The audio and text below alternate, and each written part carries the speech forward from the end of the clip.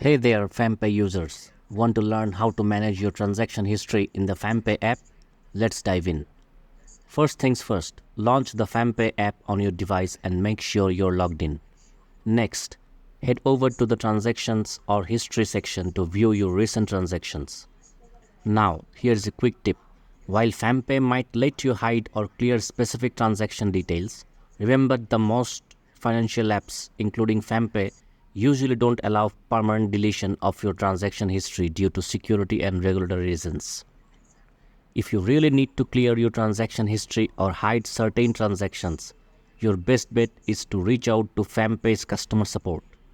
They can provide guidance on the options available for managing your transaction history.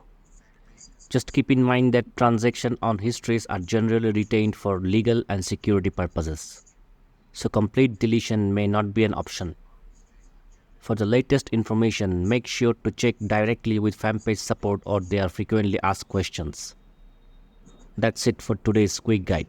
If you found this helpful, give us a thumbs up and subscribe for more tips on using your favorite apps. See you next time.